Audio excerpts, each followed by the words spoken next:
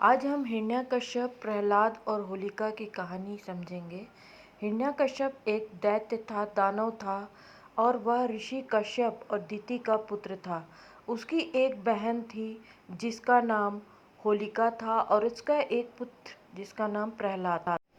भक्त प्रहलाद, जैसा कि नाम से ही प्रकट है, प्रहलाद विष्णु भगवान के परम भक्त थे और हिरण्यकश्यप चाहते थे कि प्रहलाद जो है वो विष्णु भगवान की पूजा न करे, वो हिरण्यकश्यप की पूजा करे, जिसके कारण हिरण्यकश्यप ने प्रहलाद को कई तरह से प्रताड़ना दी, उन्हें मारने का प्रयास किया। पर ईश्वर की पूजा के कारण, भक्ति के कारण वे हमेशा बचते रहे और भगवान उनकी सदैव रक्षा करते थे। वे विष्णु के परम भक्त थे और विष्णु भगवान की कृपा से वे हमेशा उनकी पूजा करते रहते थे और हिरण्यकश्यप की कोई भी चाल कामयाब नहीं हो पाती थी।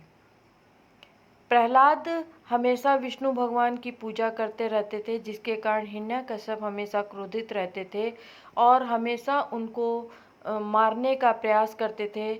और हिरण्यकश्यप चाहते थे कि किसी तरह से प्रहलाद की मृत्यु हो जाए और एक दिन उसने एक योजना बनाई जिसमें उसने अपनी बहन होलिका को जिसको कि वरदान प्राप्त था कि वह आग से नहीं जल सकती थी, कहा कि तुम उसे गोद में लेकर बैठ जाओ। हिरण्यकश्यप प्रहलाद को मारना चाहता था और इसलिए उसने होलिका को आग में बैठने के लिए कहा, क्योंकि वह आग में नहीं जल सकती थी। और इस प्रकार से होलिका प्रहलाद को लेकर आग में बैठ गई और खुद जल गई और प्रहलाद बच गए।